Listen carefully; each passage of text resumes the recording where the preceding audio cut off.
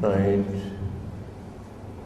I'm going to discuss on particular subject which is controversial, and also the followers of some other religions condemned Buddhists as idol worshippers.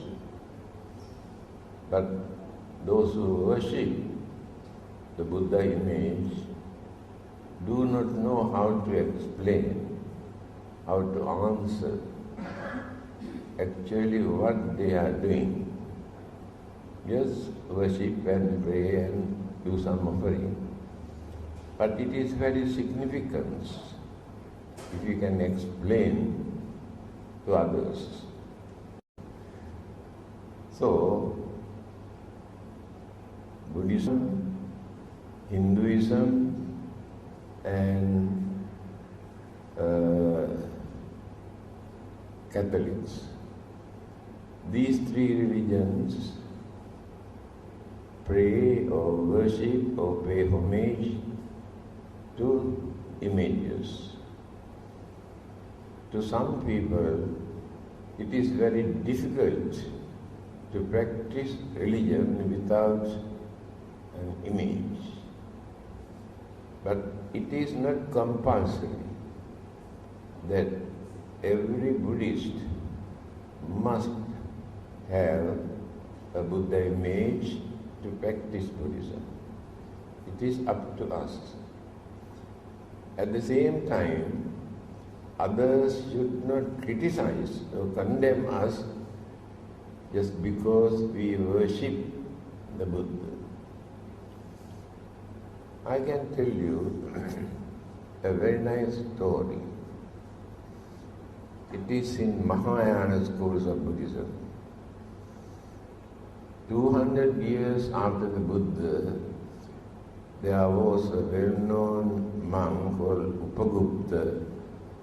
When he preached, thousands of people assembled. Then more and more people started to come and attend his talk. Mara was watching. You know Mara. Buddhism says Mara. Muslims and Christians say Satan. And Hindus say Asura. Against Buddhism or religion. They always try to obstruct or disturb followers of any religion. So Mara was very unhappy when he saw more and more people assemble to attend his talk. What he did, he organized some sort of entertainment just opposite the temple. Beautiful dance and music and entertainment. Then people slowly turned toward the other side. Finally, Venerable Upagupta found that nobody to attend to his talk. All are enjoying the entertainment. Then Upagupta thought, no doubt this is done by Mara. Although he has disturbed the Buddha did not teach him a good lesson. But I am going to teach him a good lesson. Then he also went there. After watching, enjoying, he said, we really appreciate your entertainment. So in appreciation of your formation, I want to put a garland. So he was very proud. So when the Buddha put a garland on his neck, then he felt this garland is tightening his neck like a python. He tried and tried to take it out. He could not do anything. Then he went to Sakra. You know Sakra, the king of the Devas. Asked him to help. Please take out this, otherwise I may die. This is tightening my neck. He tried his best. He also could not take it out. Then he said, you must go to Mahabrahma, the creator of God. I think he can do that. Then he went to Mahabrahma and appealed him to take out this garland. He also tried his best, but he could not take out. Then he said, I think only the person who has put this garland on your neck can take it out, nobody else. Then he decided to come back and apologize for interrupting his religious program and requested to take out the garland. Then Venerable Upagupta said, yes, I can do that under two conditions. First thing, in future, you should not come and disturb our religious program. He said, yes. Second item is, I am living 200 years after the Buddha. I have not seen the real Buddha figure. You have seen him. You can appear as Buddha because you got that power. Then Maharaj said, yes, I can do that, but under one condition. When I appeared as the Buddha, you should not worship me because I am not a holy man. Then Upagupta said, no, I am not going to worship you. Then suddenly he appeared with all the 32 special characteristics of his physical body. So he was so happy. Then at once he worshipped. Then Maharaj shouted, you promised not to worship me. Why do you worship me? Then the Buddha said, you must understand, I did not worship you. I worship the Buddha. Here, whatever may be the object that you keep, you respect, pay homage, you worship the person, not that symbol or image. Then there is another story, also in Mahayana schools of Buddhism. When the Buddha was away for 3 months, all the disciples every day come and grumble and cry and worry, saying that why they cannot see the Buddha. Venerable Sariputta, his chief disciple, went to see the Buddha. Said, devotees are grumbling, crying that they want to see the Buddha. What can I do?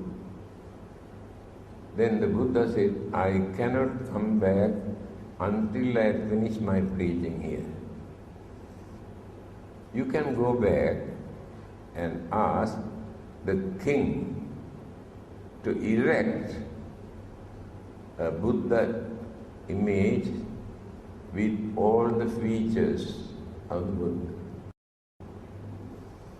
He come back and approached the king the king could manage to find out a suitable man who could erect the real figure of the Buddha with sandalwood. So, after that, they kept this image on the table. They started to worship because the Buddha figure is there. Everybody is happy. So one day, this is a wooden house. A rat came and taken away a burning wicks from the oil lamp. This is now 7-story building. When the rat carried this one upstairs, the fire burned his mouth, he dropped it there with the fire. Then the whole building turned into ashes. Then people were worried about not the building, about the Buddha image. So all of them come and started to dig and dig and dig and found out the wooden Buddha image remained without any damage. Then they had more devotions and confidence and again kept the image on the table.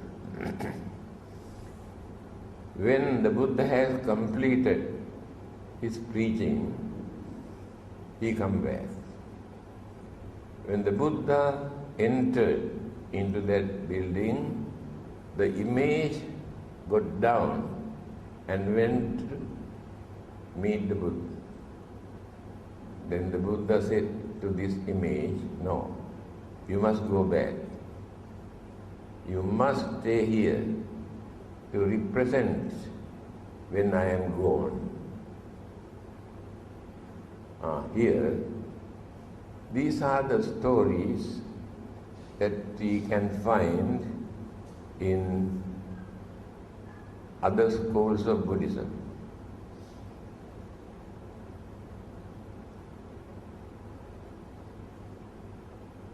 Images are not available for 500 years after the Buddha. They never had any Buddha image for 500 years after the Buddha, according to history. During the Greek occupation, they have influence for them to erect the images and religious symbols and all sort of. Then started to erect the Buddha image. That is historical. However, what is there for us to learn? You must understand, the Buddha was not very particular about the physical body. I think you have heard that incident. One of his disciples, called Vakkali, every day he come and sit down in front of the Buddha and watching. And one day, the Buddha asked Vakkali, what are you doing here? Just like watching television. Then he said, when I look at your features, your complexion, your serenity, it gives me a lot of happiness. Then what the Buddha said, Kinte vakkal imina putikayena duggandena sarirena. Vakkali, by watching this dirty, filthy, smelly and very uncertain impermanent physical body, what do you gain? You entertain only your emotion. You never gain any knowledge about the Buddha or his teaching. Then the Buddha said, Yo Dhammang Passati, So Mang Passati. One who sees or one who can understand the Dhamma taught by the Buddha, in this Dharma, you can see the real Buddha figure, not by watching the physical body. Here, you can understand Buddha was not interested erecting any images and admiring the beauty of the physical body. You must enrich your knowledge, your understanding of the Dhamma. Then you can see the real Buddha in your mind. Because according to Mahayana Buddhism, there are 3 bodies of the Buddha. Dharmakaya, Sambhogakaya, Nirmanakaya. Nirmanakaya, the body that he used for eating, drinking, sleeping, walking, as usual human being. That is one of the bodies of the Buddha. Sambhogakaya, kaya means body. The body that he used for preaching, talking, advising, guiding people. But after his passing away, these 2 Buddha bodies disappeared. Sambhogakaya, Nirmanakaya. But Dharma body of the Buddha never died, never disappeared. Dharma body remains forever. That means Buddha is not dead. People cannot understand this. Buddha is not his name. For his enlightenment, we call him Buddha. One of his discourses, he has mentioned, whether the Buddhas appeared or not, Dharma exists forever in this world. Dharma is not created by the Buddha. Dharma exists. When the Buddhas appear, they reveal, they explain, they teach others, because people have forgotten or misinterpreted or misused, blindfolded in the name of Dharma. People have misconception. So when the Buddhas appear from time to time, he introduced the real Dharma again. That is why a Buddha appeared in this world to reveal the real Dharma. What is Dharma? Why the teachings of the Buddha is called Dharma? Dharmata, natural occurrences, not created by the Buddha or created by the God, natural occurrences. Because people have wrong belief, imagination about natural occurrences. Take for instance, things come into existence, exist for a certain period, then go on changing.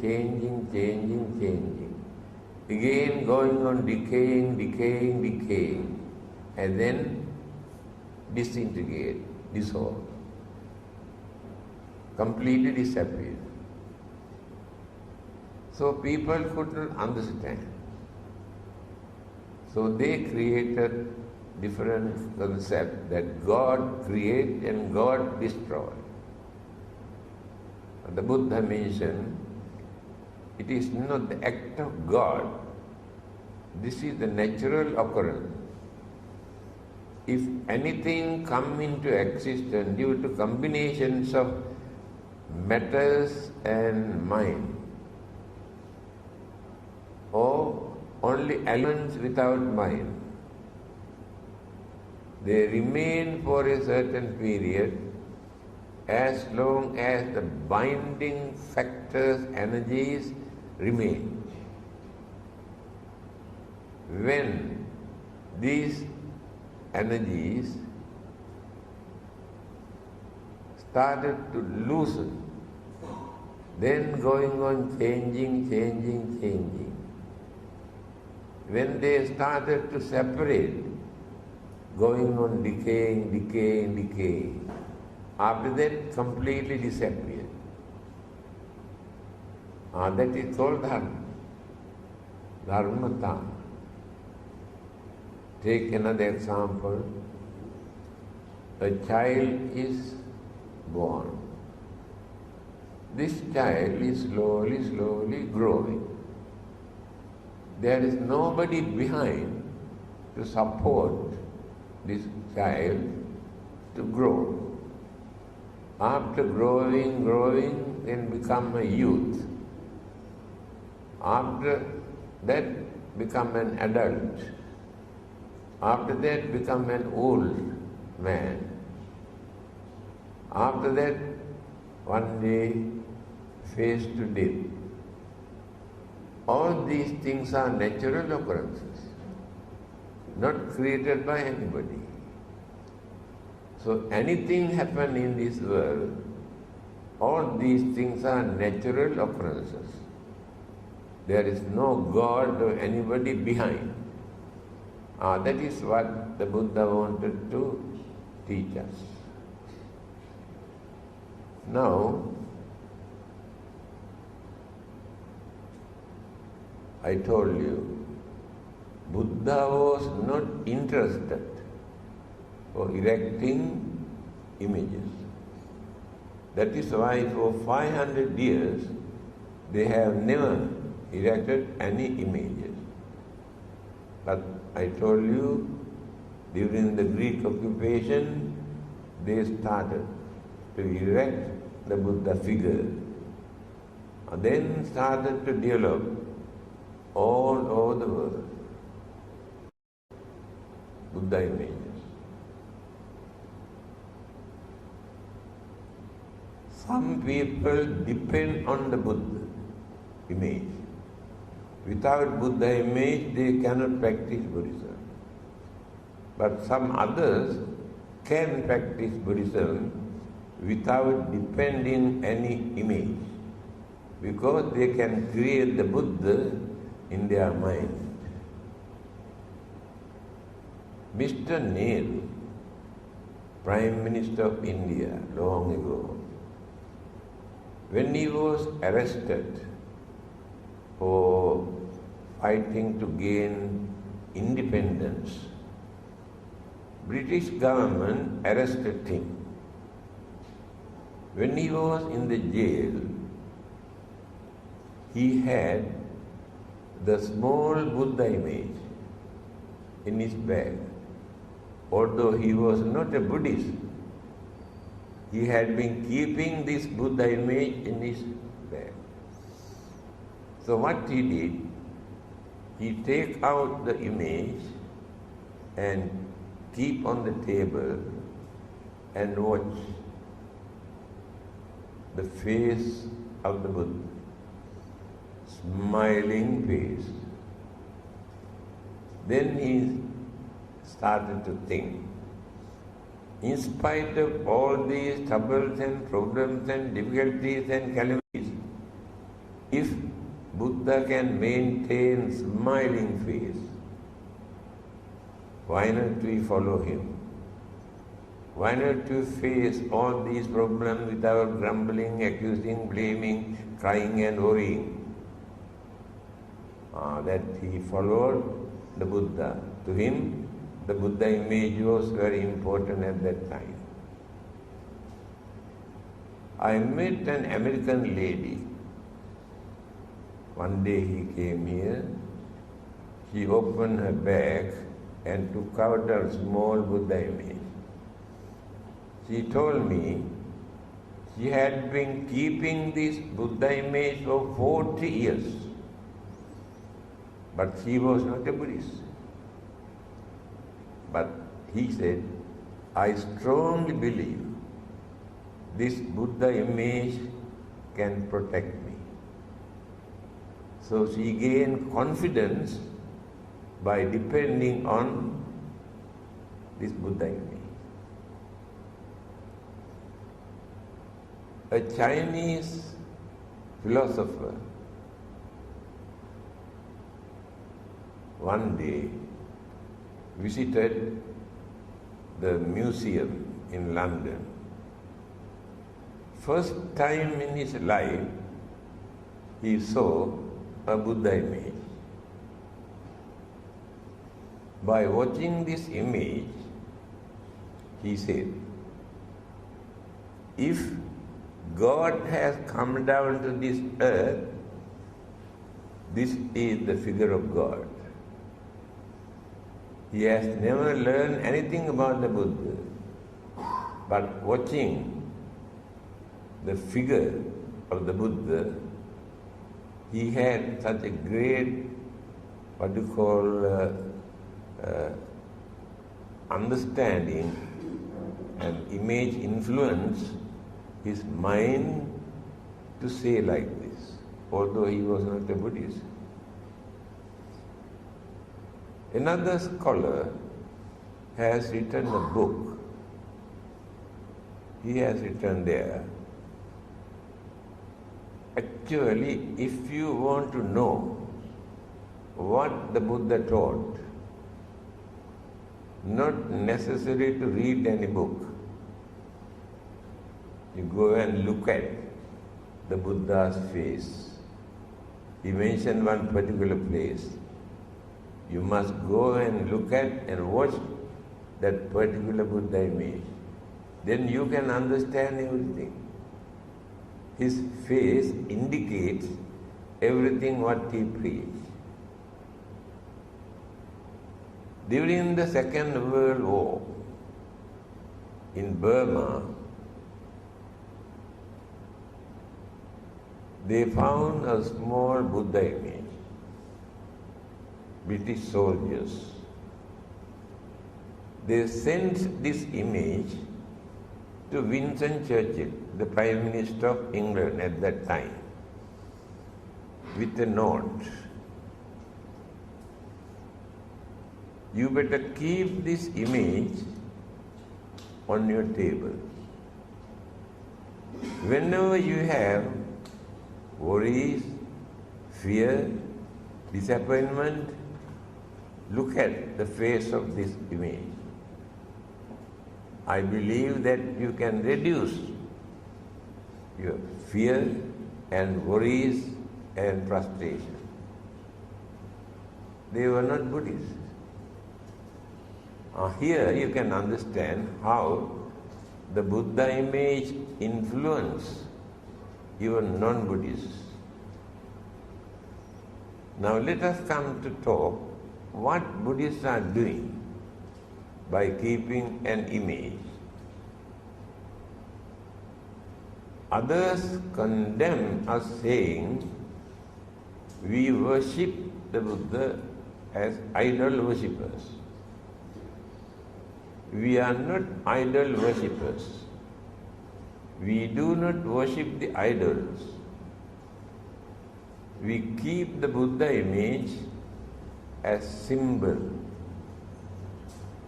That symbol influences our mind, calm our mind. then we will be able to concentrate very easily. Then they pay respect, pay homage.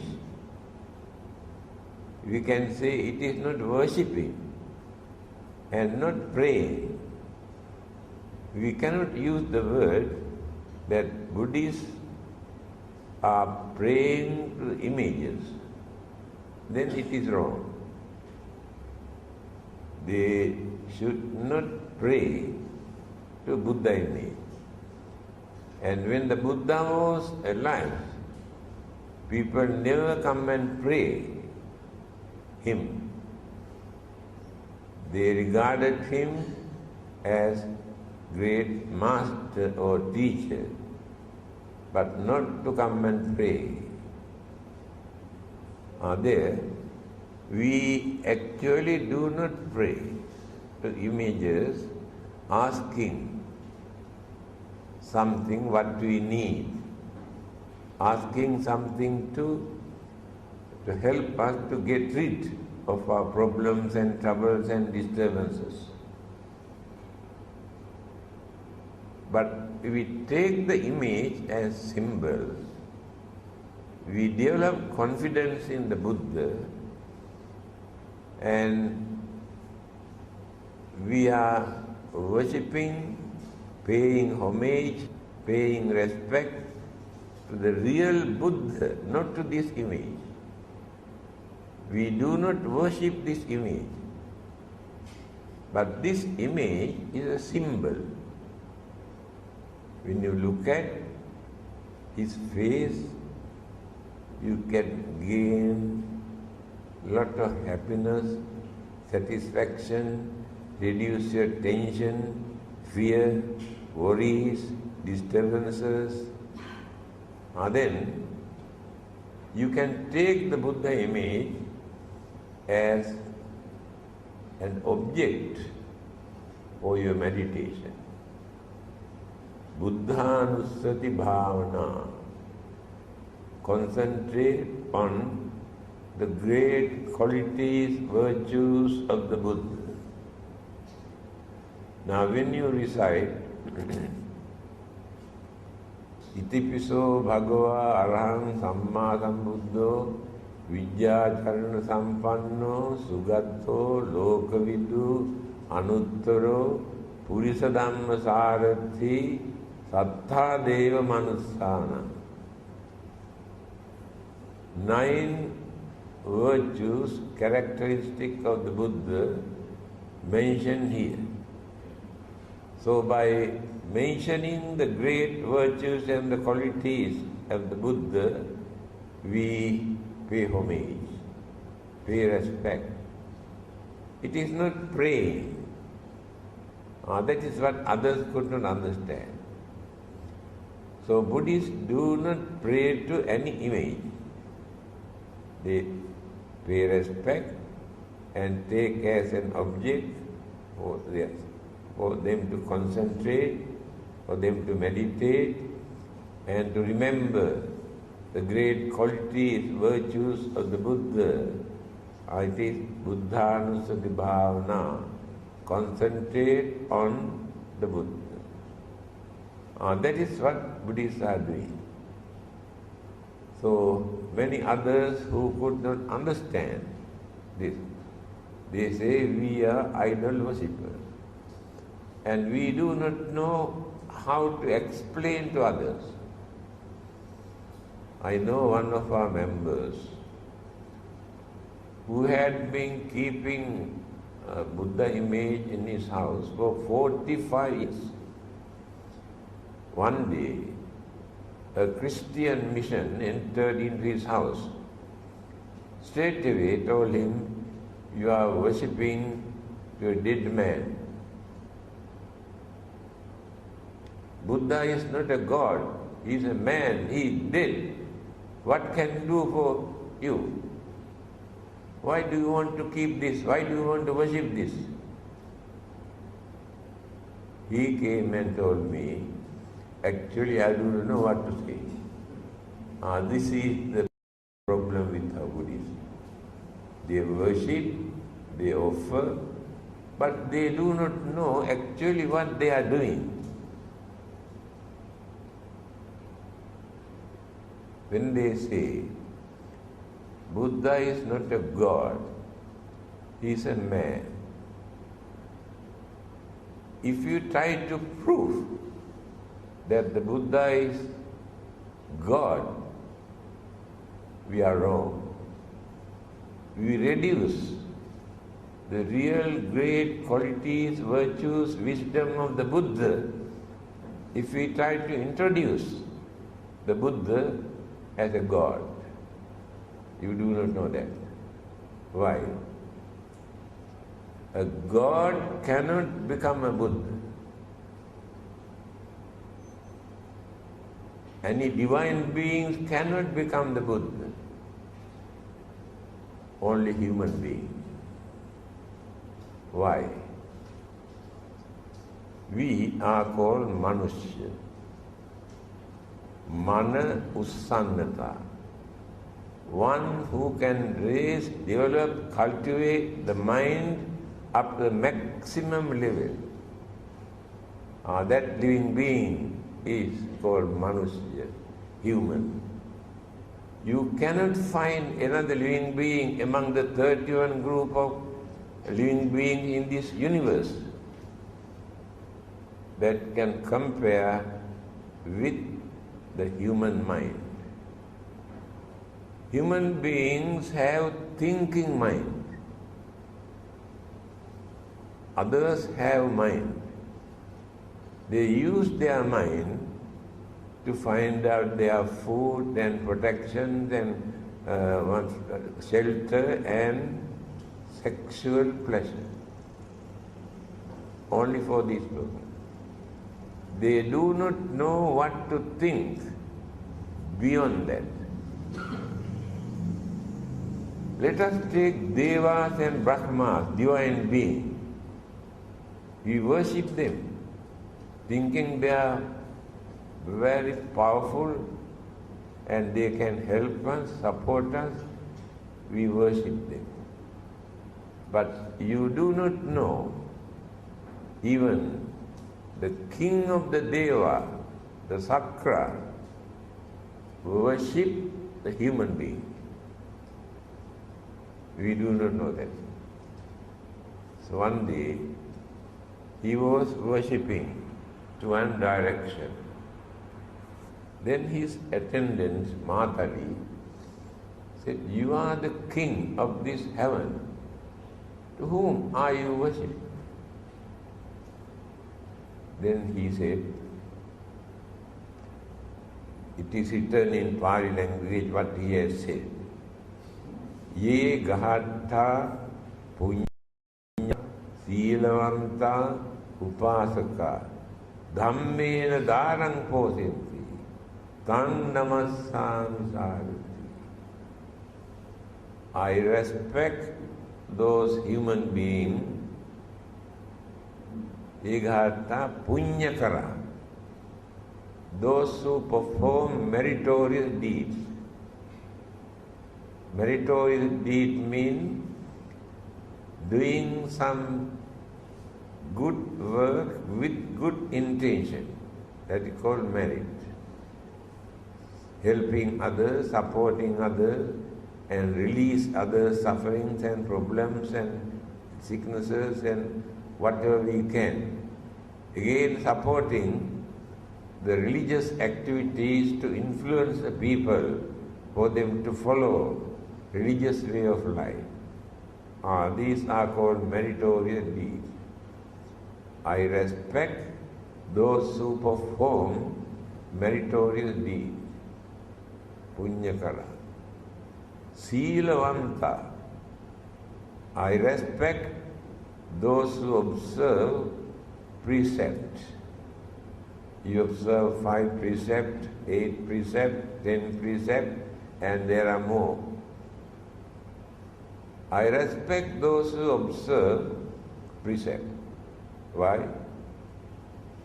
They never do any harm to any living being. They never bluff or cheat or swindle others think.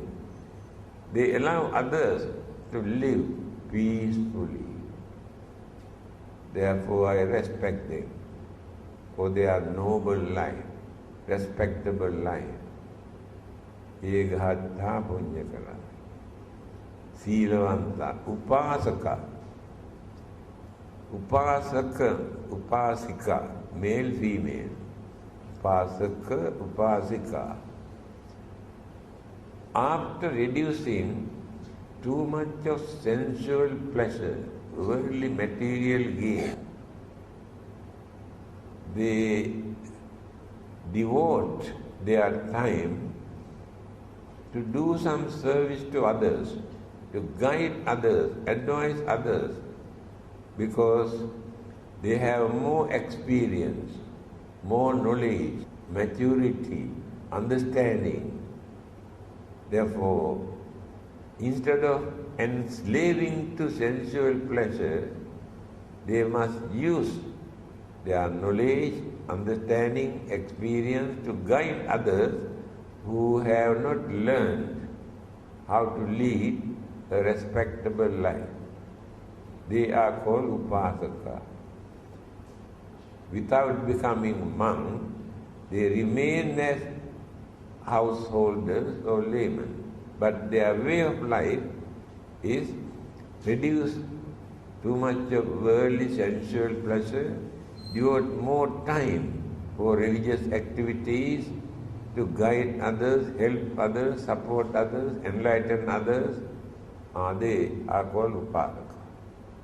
I respect them. Dhammena dharang posin.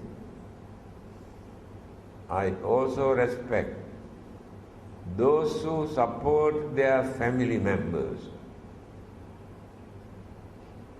without creating any bad deed, wicked or cruel or harmful thing.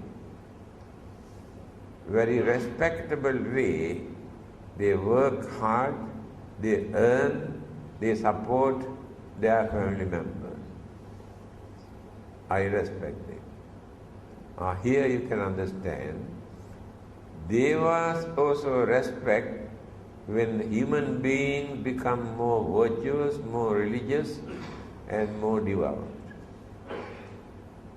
But we think that Devas are more powerful. Yes. How did they become Devas? O Brahma. During their previous birth, they were human beings. As human beings, they have done lot of meritorious deeds. Through the influence of these merit, very virtuous, they had the opportunity to be born in certain Devaloka or heavenly realm as Devas. And their life is not like human life. And females never give birth. Spontaneous birth. That means life just appeared. But we cannot understand, we cannot believe. But yes, it is. Then they have no sicknesses. They have no old age. They exist, they enjoy their life up to maximum level. Then one day suddenly disappear. So their life is just like a flame of a candle. As long as wicks and wax remain, the flame also exists. When no more wax, no more wicks, that flame disappears. Same thing happened to those devas. Then what will happen to them after that? That is the most important thing. while enjoying their life up to the maximum level, they never form any religious practices. They have no particular religion. Whole life is for enjoyment and pleasurable things. Human beings are more fortunate, the Buddha says. Why? While living as humans, we can understand we are here in this world. We enjoy our life just because we have done some meritorious deeds during our previous birth. We are spending all the good merit that we have accumulated. What will happen to us if we die simply by spending all the merit that we have accumulated? By knowing this, they try to prepare for the next existence. There is no another living being who can do that, because they have no idea of another existence. This is the most advanced level of human life. Now, especially as Buddhists, we believe this is not the first and the last life. Continuity is there. So if birth and death and birth and death, it is natural, not created by anybody. Some people say, oh, we don't believe in rebirth. Not necessary to believe. It is natural. Just because they don't believe, can they stop rebirth? Never. It is not created by God or God, Buddha. It is natural. So, use our common sense. How Buddha explained. A group of young people approached the Buddha and said, at the moment we have no proper religion. There are many religions, they talk that their religion is better than other religion. Therefore we cannot decide which religions to accept. Can you please advise us? Then the Buddha has given 10 guidance for them to consider how to choose a religion. And some of them, you should not believe anything just because others come and tell you. Don't depend on them to understand religion. You should not believe this is our tradition, this is our way of life, therefore we must practice this, we must follow this. No, there is no religion for you to accept like that. If not, you should not think the majority here in this country or in this world follow this religion. Therefore, we also must follow that religion. According to the Buddha, majority here in this world are not understanding people. Only very few people are there who can understand things properly, the Buddha says. Therefore, they follow their religion, thinking they are right, others are wrong. But don't follow them. Again, it may appeal to your mind. Or you think this is very nice. You should not accept a religion, thinking in that way.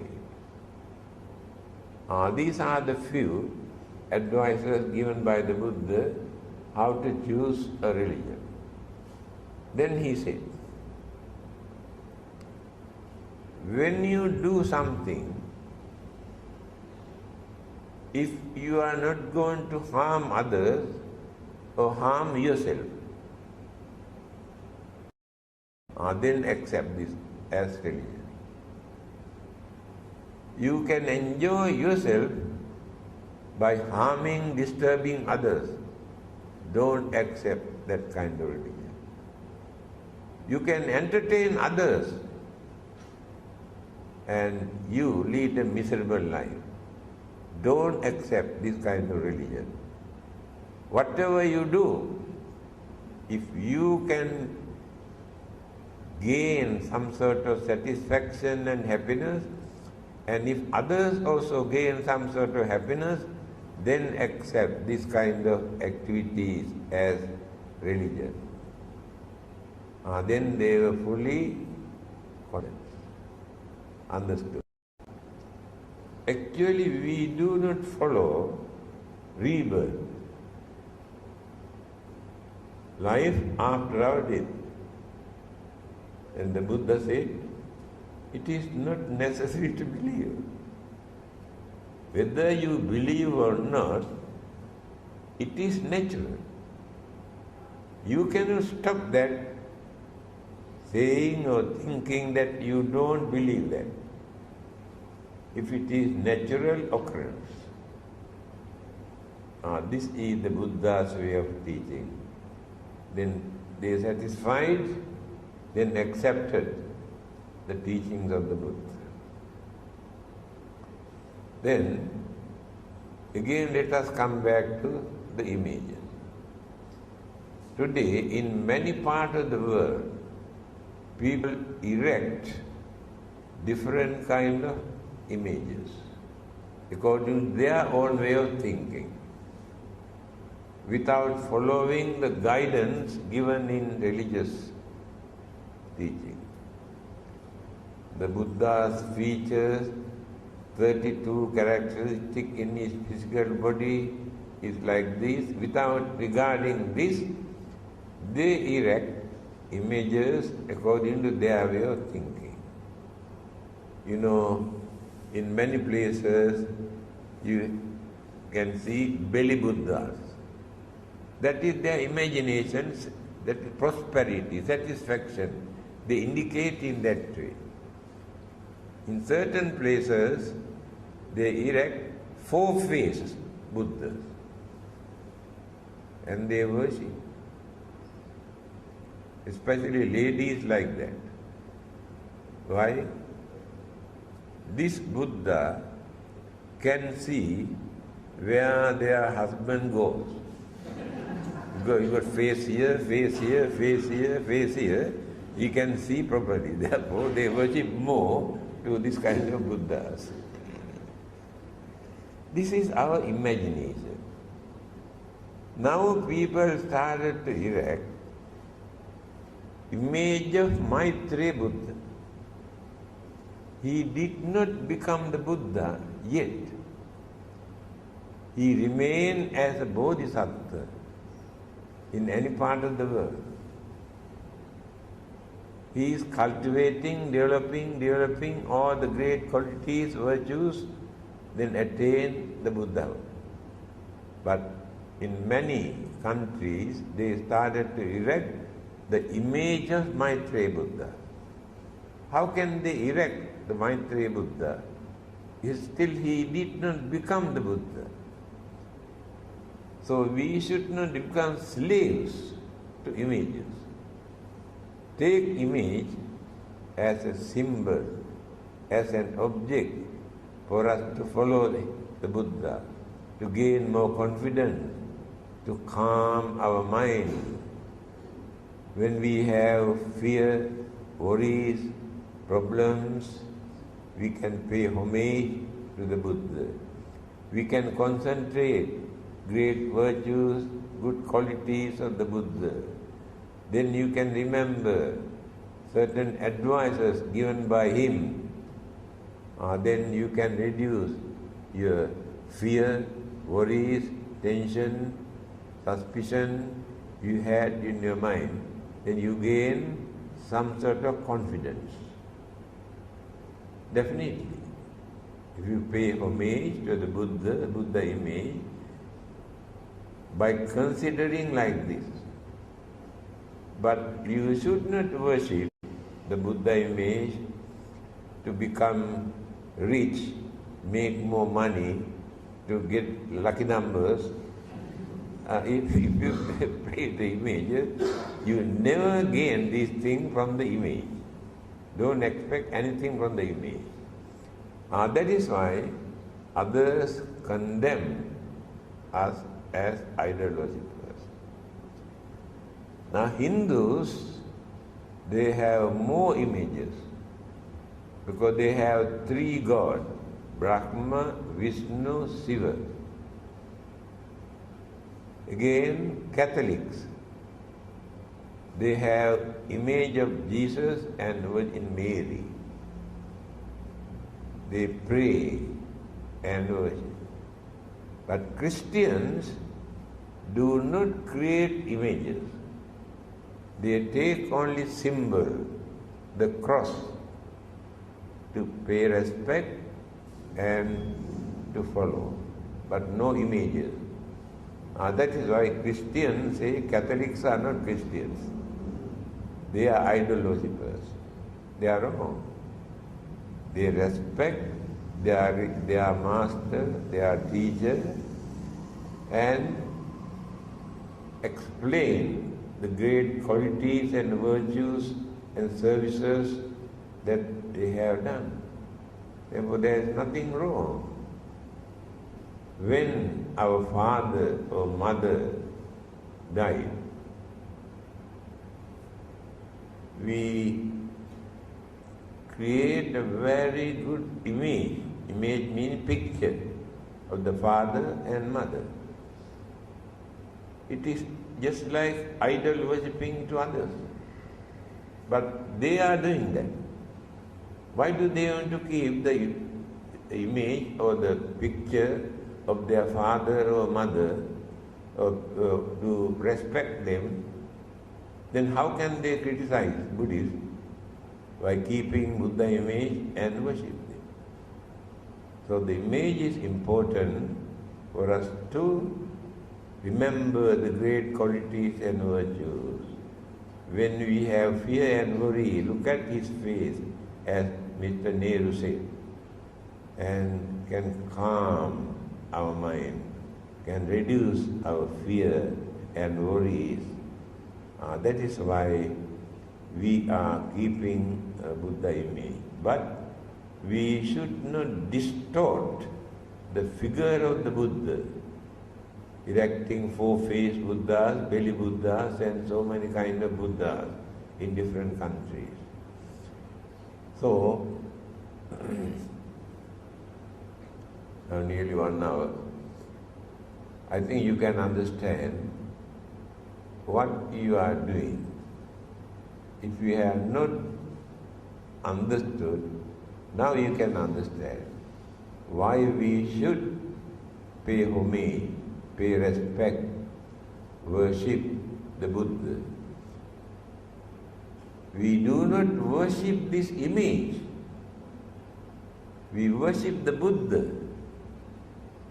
When you look at the image, you can record the Buddha into your mind. Then you worship the Buddha. That is what others could not understand. That is why they say we are idol worshippers. When we invite some of our Muslim friends to attend some meetings here in the temple, you know what they say? If there is any image, we don't want to go there. They don't like to see the images of religious people or saints or any other images. There is no reason for them to go against them. And Sikhism, Sikh, Punjabis, they also do not have any image. They have their holy book, Guru Grantha. Guru Grantha, Grantha means book. They worship and pray to this book. Again, there is another schools of Buddhism, Japanese, Nichiren. They also have no any image. They do not worship the Buddha image. They have one particular book, one sutra uttered by the Buddha, and keep this book as an altar and worship and recite and pray. They are against the keeping the images. Then Judaism, Jews, the origin of Christianity and Islam, and they also have no any images. Hindus have so many, and Buddhists have only Buddha image, and Christians have two, Jesus and Virgin Mary. Therefore, we pay respect, we pay homage in appreciation of their services they have rendered. This symbol remind us, recall the person, the Buddha or God into their mind. Therefore, that allegation that we are idol worshippers and we are sinful and we cannot go to heaven if we worship the idols, they are wrong. And now remember how to answer. When the Buddha is not a God, he is a man. The Buddha cannot, God cannot become a Buddha because they cannot develop their mind up to that maximum level. Only human mind can do that. Step by step, when somebody asks, having seen the Buddha, he has never seen such a serene figure in his life. He could not understand this is a human being. He approached the Buddha and asked, "May I know whether you are a God?" The Buddha, "No." But others say they are God or son of God or messenger of God. But the Buddha said, "No, I am not a God." Then he asked, "There are any other form of supernatural living being?" The Buddha says, "No, I am very natural." Then he asked, "In that case, are you an ordinary human being?" Buddha says, "No." Now confusing in his mind who this person is. Neither God, nor an angel, nor a human being. Then he asked, "Then who are you?" The answer given by the Buddha, his self-introduction is very important. Many people do not know. If others come and ask, "You worship, you follow the Buddha, can you tell me actually who the Buddha is?" Very few people can explain who the real Buddha. The self-introduction given by the Buddha is really wonderful, very clear. He said, "Abhinyayang abhinyatham." I understood everything that exists in this world. How did he do that? Life after life, he went on developing his knowledge, his mind, his wisdom, understanding. Therefore, he realized everything that exists. Bhavetabbancha bhavita. I have practiced all the great qualities, virtues, principles, morals in this world at the maximum level, life after life. Then, pahatabbang pahinang me. I have eradicated all the evil, wicked, cruel, harmful, immoral thoughts, words and action. Tasma buddhosmi brahmana. Therefore, I am the Buddha. I am not a God or angel or ordinary human being. This is a wonderful explanation. Please remember. one who has understood everything, developing his mind life after life, not within one lifetime. One who has cultivated all the great qualities, virtues, principles, things, and one who has eradicated, completely destroyed all the wicked thoughts, ideas and actions and words, and then that person becomes the Buddha. We worship to that Buddha. Then no one can say you are worshipping to a man or dead man. And explained by Mahayana schools of Buddhism, the Buddha, three bodies of the Buddha, the other two disappear after his passing away. But the Dharma body of the Dharma, exists forever. Therefore no one can say Buddha is dead. Buddha cannot die. That physical body he had, that he used, disappeared. But the Buddha appeared. Buddha is not the figure. See, must understand this. Buddha is living. Buddha means one who understood the Dharma, who preached the Dhamma, and the Buddha says Dharma exists forever, whether the Buddhas appear or not. This is the way how to understand.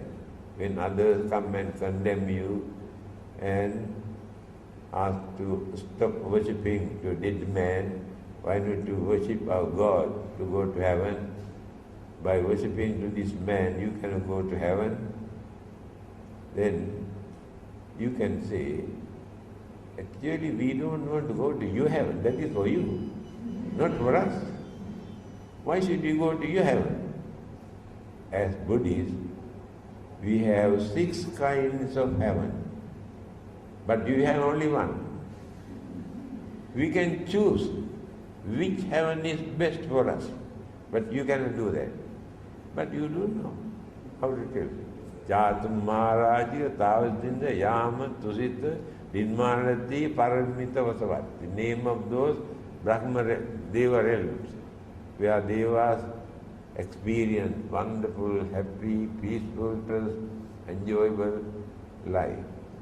So we can go to one of those places. Why should we follow what you call pray to go to their heaven? You must understand how to answer when they come and talk to you.